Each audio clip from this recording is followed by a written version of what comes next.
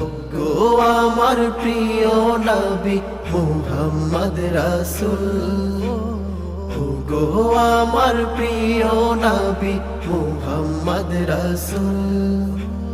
মনের মাঝে তোমার কথা ভাবি সারাক্ষণ, তুমি না ভাবনায় আমার লাগে অকারণ।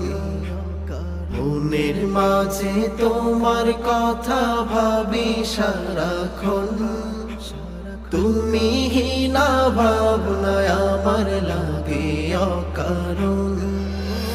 তোমার জন্য হয়েছে ধন্য ধুধু মরুভূমি, তোমার ছোঁয়ায় পেয়েছে ধরা আলোক রোশনী।